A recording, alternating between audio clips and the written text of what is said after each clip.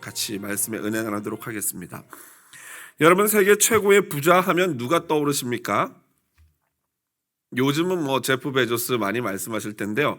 불과 한 3년 전까지만 해도 세계 최고의 부자 하면 무조건 부동의 1위가 누구였습니까? 빌 게이츠였습니다. 빌 게이츠. 지난 한 10수년간, 한 15년 가까이를 빌 게이츠가 계속 1위를 했던 것으로 제가 기억을 하는데요. 그의 재산이 130빌리언이라고 합니다. 그러니까 1300억 달러, 한국 돈으로 하면요 145조라고 합니다. 새로 태어난 새죠. 145조. 무슨 새인지는 모르겠지만. 그런데 하지만 그 놀라운 부자도 3년 전부터 바뀌었죠. 바로 온라인 시대가 열리면서 급성장하면서 이 아마존의 회장인 창업주인 제프 베조스가 1위를 했습니다. 제프 베조스의 재산은 자그마치 194빌리언, 그러니까 1940억 원이고요. 한국 돈으로 하면 213조라고 합니다. 213조. 이게 뭔지 모르겠습니다. 그런데 불과 올해 1월이었던 것 같아요. 그 1위가 또 바뀌었어요. 테슬라, 우주선 만드는 앨런 머스크, 고등학교 때, 대학교 때는 다 쟤 약간 이상하다라고 손가락질 받았던 사람이 앨런 머스크인데 그 사람이 바로 1위의 자리에 등극을 했습니다. 그래서 제가 오늘 다시 한번 조사를 해봤더니 그 사이에 다시 또 주가 어떤 변동 때문에 그런지 다시 제프 베조스가 1위가 됐고 앨런 머스크가 2위, 그리고 빌 게이츠가 3위인데요. 그게 무슨 의미가 있겠습니까? 거기서, 그죠? 무슨 의미가 있겠습니까? 우리 같은 사람이나 1위, 2위, 3위 따지고 있죠. 빌 게이츠는 사실 사회에 환원을 벌써 너무 많이 해가지고 많이 재산이 빠져나갔음에도 불구하고 이 정도니 엄청나겠죠. 이들의 세계와 우리 세계는 너무 차이가 있어서 마치 다른 세상 사람 같습니다. 실예를 들면요, 지난 2014년 빌 게이츠가 여름 휴가를 갔는데요, 지중해 쪽 이탈리아 쪽에 야트를 하나 빌려서 갔다고 합니다. 그 요트 가격이 3,418억짜리 요트인데요.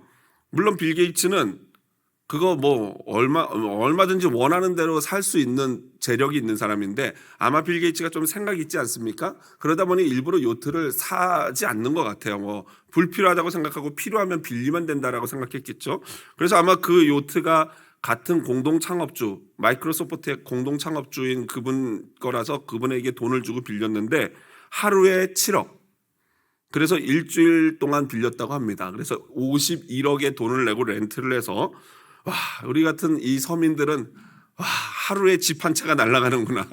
70만 불씩 하루에 날아가는 거예요. 뚝뚝. 그래서 이거 너무 격세지감이다 막 이런 생각을 하는데요. 어떤 분이 여기에 반전이 있는 걸 가르쳐 줬어요. 그 빌 게이츠의 당시 총 재산에 비해서 51억이 몇 퍼센트를 차지하냐면 0.007%를 쓴 거래요. 그래서 이거를 0.007% 썼다면 우리가 잘 피부에 와닿지 않습니까? 그게 도대체 뭔지. 그래도 51억인데. 그래서 우리가 좀 느낄 수 있게 연봉 10만 불인 사람이 그해 여름 휴가로 7불을 쓴 거래요. 7달러. 7달러. 그러니까 이 기사 내용 밑에 댓글이 달렸는데, 야, 빌 게이츠 형님 알고 봤더니 굉장히 구두쇠네. 막 이런 글들이 달리더라고요. 우리한테는 말도 안 되는 비용이지만 진짜 빌 게이츠한테는 우리 같은 서민 일반 중산층들의 7불 들여서 휴가 가는 그런 셈이다라고 하니까 진짜 검소하네. 이런 생각이 들더라고요. 되게 검소하다 이런 생각이요. 이거는 너무 딴 세상이어서 제가 좀 여러분들의 정신적 건강을 위해서 범위를 좀 좁혀보겠습니다. 한국으로 한번 가보겠습니다. 여러분, 우리나라 물론 이 세계도 또 딴 세상인 것 같기는 해요. 우리나라 최고의 부자가 누굽니까? 돌아가셨죠, 얼마 전에.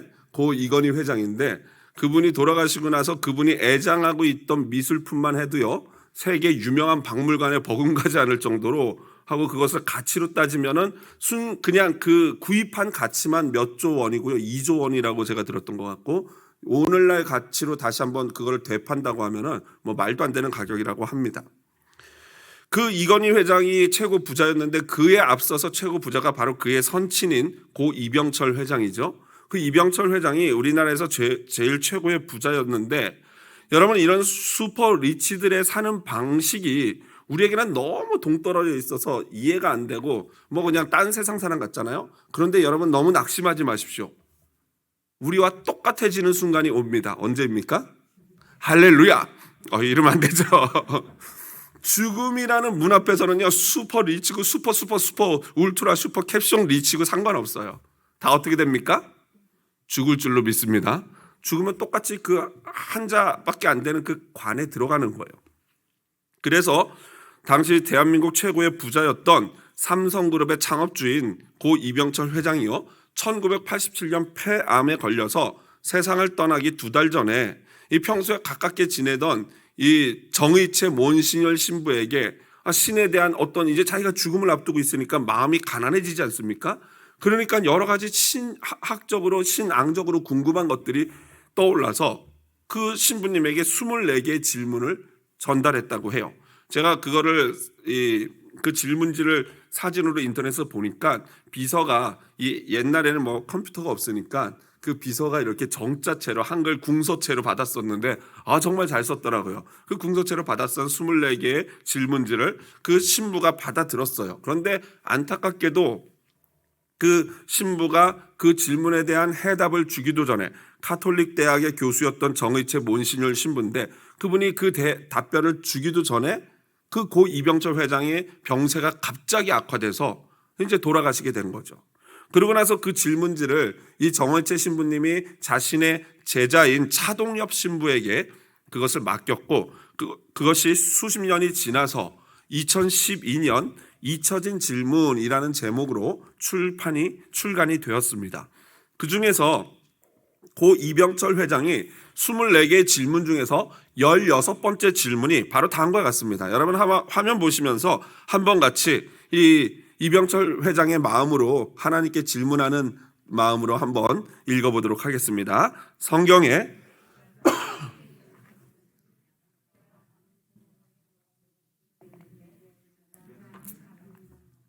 여러분 믿지 않는 여러분의 진짜 빌 게이츠 친구가, 그런 친구가 있으신 분들이, 그 친구가 여러분에게 이렇게 물어봐요. 그런데 너 교회 열심히 다니는데 성경에 보니까 이 부자가 천국에 들어가는 것이 낙타가 바늘기 들어가는 것보다 어렵다 그랬는데, 그러면 부자가 악인이라는 말이냐라고 묻는다면은 과연 여러분들은 그 친구에게, 빌 게이츠에게 뭐라고 대답해 주겠습니까? 아니요, 그렇죠. 아니죠. 집사님 정답을 너무 일찍 스포일 하시면 안 됩니다. 아니죠, 당연히 아니죠. 대한민국 최고의 부자는요, 아마도 오늘 우리가 읽고 있는 이 본문을 이병철 회장도 읽었던 것 같습니다. 그렇죠? 그러니까 이런 질문을 하겠죠. 아마도 죽음을 앞둔 대한민국 최고의 부자에게는 이 본문이 너무나도 심각했을 거예요. 만약 진짜 이 말씀이 살아있는 하나님의 말씀이 맞다면 대한민국 최고인 부자인 자기에게는 너무나도 심각한 문제, 나는 천국에 못 간다는 얘기 아닌가라고 읽혀지지 않겠습니까?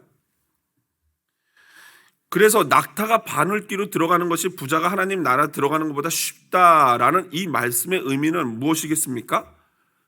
말 그대로 실제로 부자가 천국에 가는 것은 불가능하다라는 의미예요. 여러분, 낙타가 바늘기로 들어갈 수 있어요, 없어요? 없어요. 불가능해요. 못 갑니다. 그러니까 죽음을 눈앞에 둔 대한민국 최고 부자였던 이병철 회장은 굉장히 난감하고 당황스럽고, 그리고 한편으로는 마음에 억울한 생각이 들겠죠. 하나님의 말씀이지만 난 부끄럽지 않게 착하게 사느라고 평생을 열심히 노력해서 내가 이렇게 읽어서 부자가 됐는데, 사기친 게 아니고 정말 성실하게 밤낮 없이 일해서 이렇게 부자가 됐는데, 그런데 돈이 많다는 이유만으로 내가 지옥에 간다면은, 천국에 가지 못한다면은 이거 너무 억울하지 않나 라는 그런 생각이 당연히 들지 않겠습니까? 그런데 사실 예수님이 여기서 제대로 다 전부를 말씀하지 않은 부분이 있어요. 그것은 뭐냐면요, 부자만 천국에 들어가는 게 어려운 게 아니라 누구도 어렵습니까? 그렇죠. 부자부터, 빌 게이츠부터 시작해서 가난한 이 목사에 이르기까지 다 똑같아요. 이게 왜 예수님이 특별히 부자를 말씀하셨냐면, 당시 유대 사회의 통념이 뭐였다고 말씀드렸습니까? 부자는 이미 천국을 따놓은 당상이다. 이미 천국에 들어가 반 정도, 한 발 정도 들어가 있는 사람이 부자다라고 생각을 했었어요. 그런데 예수님이 그런 사회적 통념을 뒤집어 엎으면서 그 부자가 천국에 들어가는 것이 낙타가 바늘길을 통과하는 것보다 더 어렵다라고 말씀을 하시니까 여러분, 이것은 완전히 그 당시의 통념을 뒤집는 것뿐만 아니라 거의 혁명에 가까운 말씀 아니겠습니까? 그러니까 자연스럽게 제자들이 어떤 질문이 나오는 거예요? 아니, 부자가 천국에 못 들어가면 과연 누가 들어갈 수 있겠습니까? 라는 질문이 나올 수밖에 없었던 것이죠. 당시에는 부자는 천국에 한쪽 발 걸치고 있는 사람, 그리고 여성이나 어린아이, 그리고 세리나 창녀, 그리고 다른 장애인들은 하나님의 저주를 받아서 천국하고 거리가 아주 먼 사람, 이게 일반적이고 그게 맞다, 그게 하나님의 말씀이다라고 생각을 했어요. 이것을 잘 알고 있는 제자들은 자신들은 랍비인 예수님을 따르면서 하나님을 믿는 유대인이기 때문에, 그리고 특히 자신들은 남자이기 때문에 우리는 부자, 여기 뭐 부자인 사람도 있었지만 부자까지는 아니어도 우리는 부자처럼 한 발 정도 예수님의 제자로서 천국에 한 발 정도 걸치고 있지 않나라는 나름대로 자부심을, 어떤 약간의 교만한 마음을 갖고 있었던 것 같아요. 그렇기 때문에 25절에 보니까 제자들이 몹시 놀라며 그러면 도대체 누가 구원을 얻습니까? 라고 질문을 했던 거예요.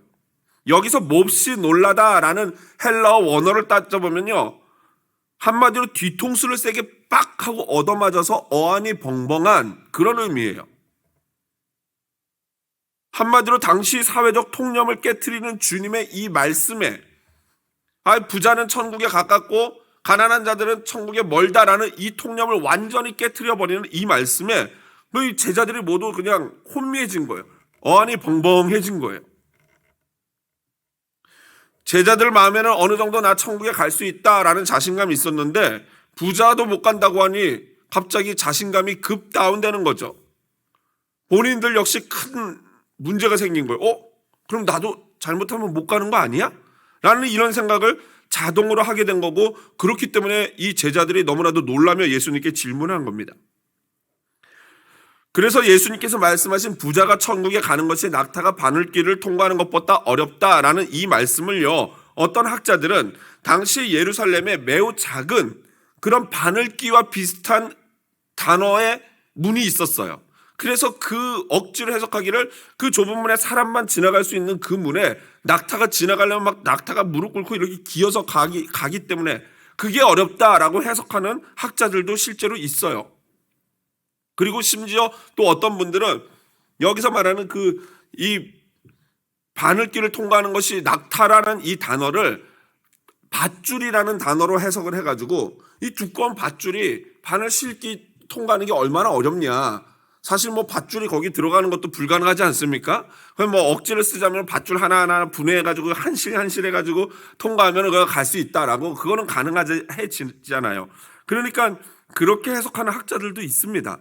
그러나 사실 오늘 본문을 그냥 그런 거 다 내려놓고 그냥 툭 보면 어떻습니까? 불가능해요. 여러분, 낙타가 바늘길을 어떻게 통과합니까? 불가능합니다. 문자 그대로예요.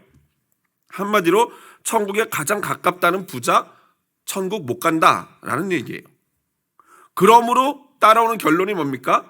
가난한 사람, 여러분들의 이 이스라엘 사람들, 유대인들의 통념대로 가난한 사람, 죄인, 세리, 창녀는 당연히 못 들어가는 거죠. 한마디로 이 말씀은 너희들이 부자가 천국에 가깝다고 생각하는데 부자뿐만 아니라 모든 사람은 천국에 들어가는 것이 불가능하다, 이 말씀하시는 거예요.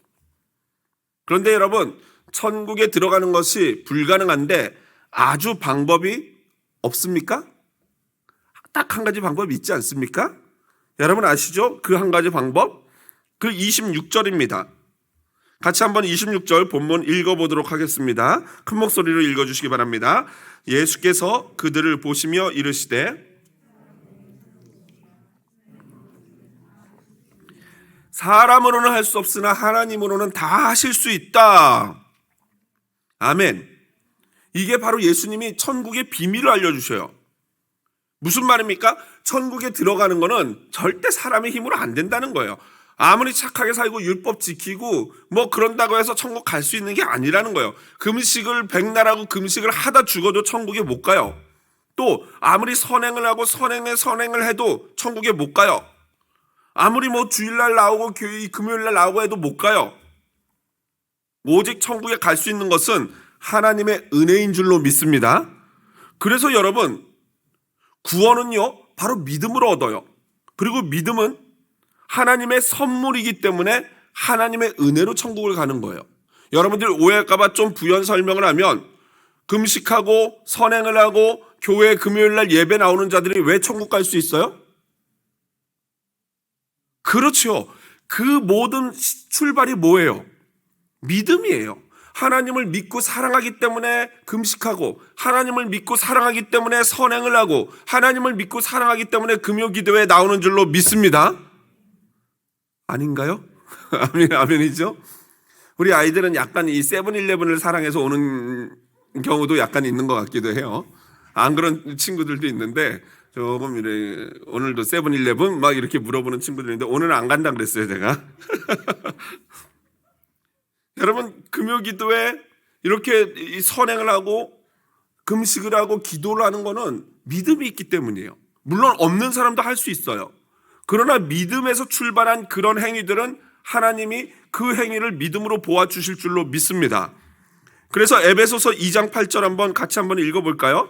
너희는 그 은혜에 의하여 믿음으로 말미암아 구원을 받았으니 이것은 너희에게서 난 것이 아니요 하나님의 선물이라. 아멘이십니까? 아멘이죠. 그래서 여러분, 우리가 받은 구원이 확정적인 거예요. 왜요? 만약에 내 상태에 따라서 구원이 결정이 되면은, 내가 믿음 좋을 때는 구원 받은 것 같았다가 내가 믿음이 좀 이렇게 컨디션이 안 좋아지고 믿음의 컨디션이 나빠지면은, 그러면 내가 구원을 못 받은 게 되지 않습니까? 그런데 하나님의 은혜로 우리가 구원을 받기 때문에 우리의 구원은 굉장히 스테이블합니다. 그게 바로 성도의 견인의 교리예요. 하나님이 한번 택정하시고 구원한 자는 끝까지 천국으로 끌고 가신다. 지난주에 말씀드렸죠? 그러니까 오늘 본문에 제자들은 부자조차 천국에 못 간다면 과연 누가 구원을 얻겠습니까? 라고 부정적으로 질문을 했다면, 예수님은 하나님은 다 하실 수 있다라고 긍정적인 답변을 통해서 예수를 믿는 자는 누구든지 구원을 받을 수 있는 은혜의 길을 열어놓고 계시는 것입니다. 천국은요, 누구도 갈 수 없지만 예수님만 믿으면 누구나 갈 수 있는 곳이 천국인 줄로 믿습니다. 행위나 공로가 아닌 하나님의 은혜로 구원을 얻는다는 점에서 예수님은 부자가 천국에 들어가기가 어렵다라고 말씀하신 거예요. 다시 말씀드립니다. 공로가 아닌 하나님의 은혜로 구원을 얻는 자는 점에서 부자들이 천국에 들어가기가 어려워요. 왜 그렇습니까? 부자는 많은 재물을 소유함으로 말미암아 그 물질의 마음을 빼앗겨서 하나님보다는 물질을 사랑하고 의지할 가능성이 높기 때문이에요. 그 예가 바로 지난주에 등장했던 바로 그 부자 관원 청년이었던 것입니다. 여러분, 그러나 물질이 많다고 해서 다 물질의 마음을 뺏기는 것 절대 아니에요. 또 반대로 물질이 없다고 해서 다 물질의 마음을 빼앗기지 않는 것 아니에요. 물질의 마음이 없어도요, 물질이 별로 없어도요, 갑자기 물질이 조금만 들어오면 그 물질이 하나님처럼 느껴질 때가 있어요. 제가 신혼 때 체험했다 그러지 않았습니까? 결혼을 하고 나서 결혼식 끝나고 딱 남은 돈 세보니까 100만 원, 1000불인데 그게 얼마나 내 마음을 든든하게 해주는지. 그냥 집사람이랑 둘이서 가정 예배 끝나고 나면 맨날 돈 세어보는 게 일이었어요. 그 10,000원짜리 하나도 도망가지도 않는데 그 100만 원 뭐 얼마나 한다고 그걸 그냥 세보면서 막 좋아가지고 더러운 돈 냄새 나는 걸 만지고 이걸로 뭐 할까 이러면서 막 오빠 멋있어 막 이러는 그런 어떤 그 가난한 자가 돈의 노예가 될 수 있어요. 오히려 또 그런데 부자가 돈은 많은 부자는 더 그 욕이 심한 거죠, 분명히. 그러니까 재물이 적다고 해서 무조건 천국에 들어가는 것이 결코 아니에요. 재물이 적음으로 인하여 그 재물을 끌어모으는데 혈안이 된다면 그 역시 부자와 같은 운명이 되는 거예요. 요점은 천국 입장 여부는요, 재물이 많고 적음의 문제가 아닌 믿음이 있고 믿음이 없음의 문제인 줄로 믿습니다. 하나님의 은혜를 받느냐, 하나님의 은혜를 누리지 못하느냐, 이 문제지 결코 눈에 보여지는 재물, 그게 재물뿐만이 아니에요. 재물이라든가 명예, 어떤 사람은 명예가 그 유혹이 될 수 있어요. 어떤 사람은 외모가 그 유혹이 될 수 있어요. 어떤 사람은 인간 관계, 어떤 사람은 인기, 어떤 사람은 스포츠, 취미생활, 이런 것들이 다 그 재물 대신에 하나님의 자리를 빼앗을 수 있는 위험성이 있는 것들입니다. 그러니까 고 이병철 회장의 질문은요, 그 부자 관원 청년처럼 그 시작부터가 사실은 잘못된 겁니다. 어떻게 잘못됐습니까? 부자라서 악인, 부자는 그러면 다 악인입니까? 라고 질문했는데 아까 우리 최 집사님이 아니라 그랬잖아요. 아니에요. 부자가 다 악인이 아니라 모든 인간은 죄인이고 악인인 줄로 믿습니다. 그걸 몰랐던 거예요. 부자라서 악인이어서 지옥 가는 게 아니라 모든 인간이 죄인이기 때문에 다 지옥을 가게 되어 있는데, 그 가운데 은혜로 예수 그리스도를 구주로 고백하고 믿으면 구원받는 것인 줄로 믿습니다. 그래서 구원은 어떤 행위가 아니라 예수 그리스도를 믿는 믿음으로 얻는 거예요. 이제 예수님의 이러한 말씀에 조금 용기를 얻은 베드로가 또 나서서 이렇게 말씀하시죠. 27절에 이르되 보소서, 우리가 모든 것을 버리고 주를 따라 싸운데 그런즉 우리가 무엇을 얻으리이까? 여러분, 이 질문이 정말 이분이 다 버린 것 같습니까? 모든 거 다 버렸다고 하는데 그 마지막 질문이 뭐예요? 무엇을 얻으리까예요. 이게 모순 아닙니까? 나 다 버렸어요. 그러면 끝이죠. 그런데 다 버렸으니까 뭐 줄래요? 이거 아니겠습니까? 여러분, 모순입니다. 분명히 제자들은 앞선 부자 청년과는 좀 달랐죠. 즉각적으로 배도 버리고 그물도 버리고 심지어 아버지까지도 뒤로 한 채로 예수님을 그 자리에서 즉각적으로 순종하고 따랐어요. 대단한 것이죠. 그래서 예수님 역시 28절 29절에 놀라운 축복을 약속하십니다. 물론 30절이 함정이죠. 먼저 된 자가 나중되고 나중된 자가 먼저 된다. 방심하지 말아라, 이거죠. 분명히 그들은 제자들은 청년과 달랐습니다. 하지만 제가 보는 28절 29절 축복은요, 예수님께서 그 연약한 제자들을 격려하시기 위해서 진짜 마지막 날 하나님이 주실 놀라운 천국 영적의 축복을 미리 설명한 거라고 생각을 합니다. 과연 베드로가 말한 것처럼 제자들이 모두 버린 건 맞을까요? 아니죠. 그들이 아무것도 가지지 않은 건 맞습니까? 아닙니다. 제자들이 예수님을 버리고 따르는 이유가 무엇입니까?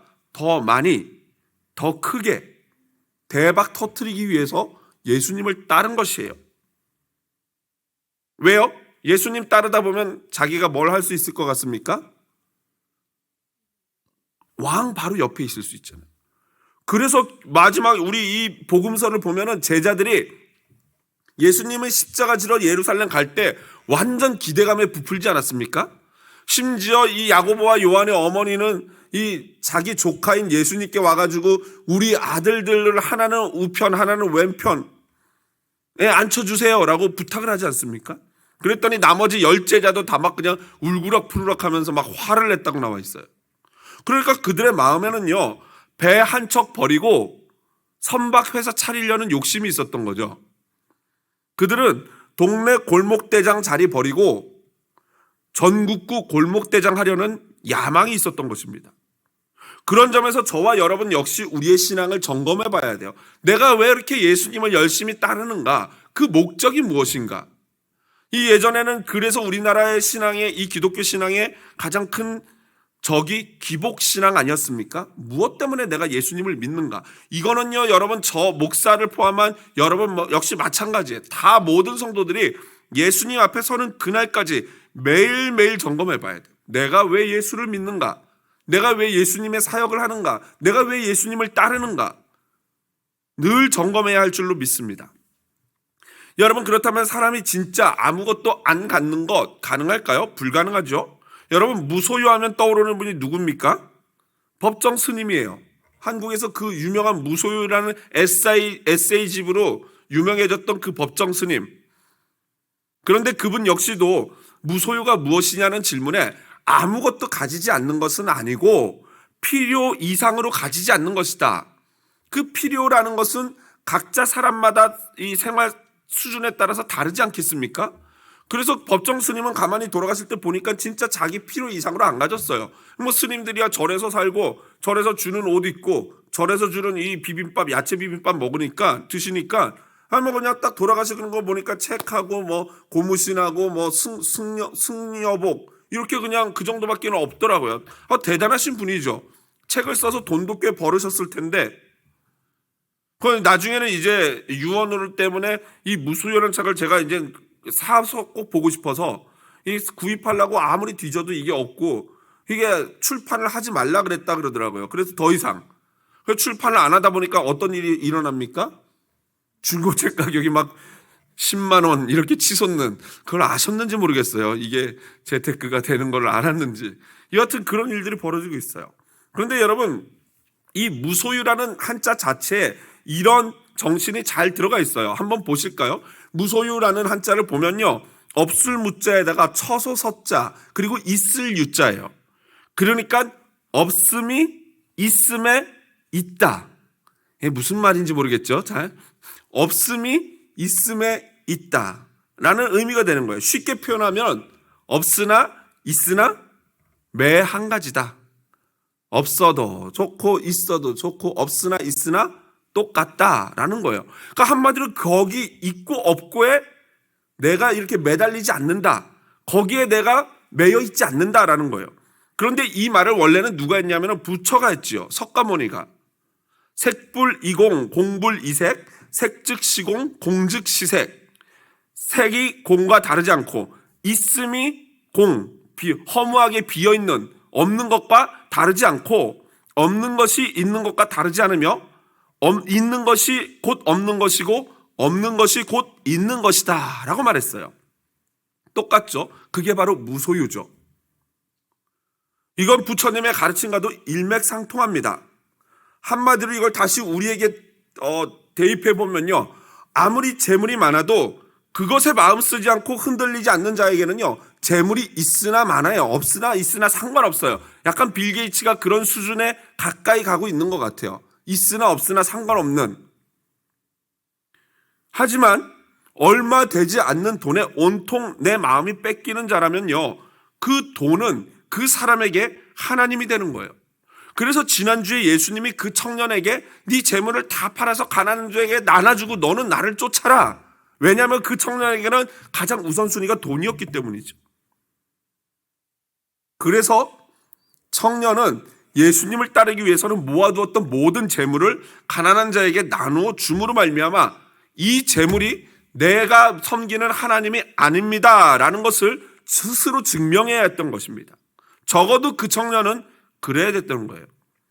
우리에게 하나님이 다 똑같이 적용하지는 않습니다. 그렇다면 오늘부터 우리 재산을 다 팔아서 가난한 자에게 나눠주고 나는 예수님만 믿어야 되는가? 그건 아니에요.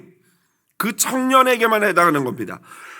문제는 각자 여러분이 오늘 기도하면서 점검해 봐야 되죠. 내게는 그 청년에게 있었던 재물과 같은 것이 무엇인가?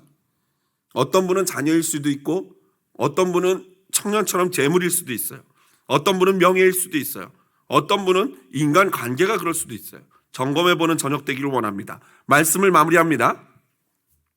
불교나 기독교나 똑같은 진리를 이야기합니다. 없으나 있으나 매 한 가지다.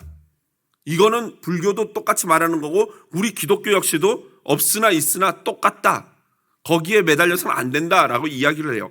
그런데 죄송합니다. 그 다음 단계에서부터 차별화됩니다. 불교는요. 없으나 있으나 매 한 가지이기 때문에 즉 비워내는 것. 삶을 자꾸 욕심 없이 아무것도 안 가지려고 내 여기를 막 비워내려고 무던히도 애를 써요. 그래서 석가모니는 평생을 매일 한 줌 쌀만 먹으면서 버텨왔어요. 그래서 법정 스님은 그 책을 써서 돈을 많이 벌었음에도 불구하고 아무것도 가지지 않고 그렇게 살았던 거예요. 비우려고요. 비우려고. 그런데 여러분 우리 기독교는요. 비우는 거 맞지만 비우는 게 먼저가 아니라 채우는 게 먼저예요. 이게 무슨 말입니까? 비워야 채울 수 있는데 사실 죄성을 가진 인간은요. 자기 스스로 마음을 비워내는 게 가능합니까? 불가능합니까? 불가능해요. 왜 그런지 아십니까? 고행과 수행을 통해서 내 마음을 비워내잖아요, 불교처럼. 그러면 그 빈 공간에 무엇이 자리하고 있을까요? 그냥 비어 있을까요? 아니에요. 그 공간에는 뭐가 들어가냐면요, 자기 자신이라는 의가 들어가요. 그 사람들이 그걸 내세우지 않아도 그 공식 자체가 비어 있을 수가 없어요. 거기에는 나의 의가 들어가기 때문에 자신을 자랑하게 되는 거고 자신이 하나님이 되어 버리는 거예요. 그래서 요가나 묵상 이런 것들이 위험한 게, 그 요가나 묵상이 말하는 게 뭐냐면 온 우주와 내가 하나이고 내가 나에게 집중해서 이거 하다 보면은 내가 곧 신이다라는 것까지 나가는 게 그런 요가와 이런 철학들의 위험함입니다. 여러분, 그런데 우리 기독교는 어떻습니까? 기독교는 우리의 마음을 비우는 방법을 딱 하나로 이야기하는데 오직 예수로 가득 채우는 것인 줄로 믿습니다. 저와 여러분의 마음에 지금 무엇이 가득 차 있습니까? 그래서 사도 바울은요, 자신의 평생의 자랑인 지식, 그리고 유대교적인 율법, 그 열심, 이런 모든 것을 무엇으로 여겼다고 말했습니까? 똥. 감사합니다. 옛날 성경은 분토, 그리고 요즘 우리 개역개정 성경에는 배설물이라고 표현하는데 원어적 표현은 뭐냐면요, 똥이에요. 딱 더도 덜도 아니고 똥. 내가 똥처럼 여긴다. 이 번역이 저는 더 좋을 것 같아요. 뭐 교회에서 똥 얘기하면 안 됩니까? 해도 되죠. 똥. 그런 것들을 똥으로 여겼대요. 여러분, 똥이 좀 죄송하지만 어떻게 나옵니까? 몸에서? 내보내려면 어떻게 해야 됩니까? 어떻게 해야 돼요? 먹어야죠. 좋은 음식으로 계속 채우시면은 자동으로 나갑니다. 무슨 말입니까? 우리의 영혼에 예수 그리스도를 채우면 자동으로 내 안에 있는 더러운 것들이 배설되어질 줄로 믿습니다. 그 비밀을 사도 바울이 알았어요. 빌립보서 3장 7절 9절 우리 다 함께 읽고 같이 찬양하고 기도하겠습니다. 같이 큰 목소리로 화면 보면서 읽어보겠습니다. 그러나 무엇이든지 내게 유익하던 것을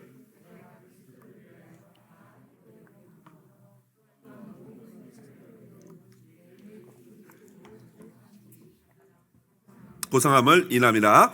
내가 그를 위하여 모든 것을 잃어버리고 배설물로 여김은 그리스도를 얻고 그 안에서 발견되려 함이니 내가 가진 의는 율법에서 난 것이 아니요 오직 그리스도를 믿음으로 말미암은 것이니 곧 믿음으로 하나님께로서 난 의라. 할렐루야. 아멘. 그렇습니다. 바울은 세상에 가치 있는 것보다 더 가치 있는 것을 쫓았어요. 여러분, 기독교는요, 못 비웁니다. 바꿔야 돼요. 제자들이 그 조그만한 배를 버리고 더 큰 선박 회사를 꿈꿨잖아요. 거기서 좀 더 나가야 돼요. 선박 회사도 버리고 하나님 나라의 놀라운 상급을 꿈꿔야 할 줄로 믿습니다. 더 욕심쟁이가 되셔야 돼요. 이 땅에서 욕심 부리면 안 되고 저 천국에서 내가 진짜 예수님 근처에 더 가까이 나가는 이 거룩한 욕심을 내는 저와 여러분 되시기를 원합니다. 그것이 바로 마음을 비우는 것인 줄로 믿습니다. 오직 예수로 가득 채움으로 마음을 비우는 것입니다. 오늘 그 마음으로, 이것을 기도하는 마음으로 이 찬양 같이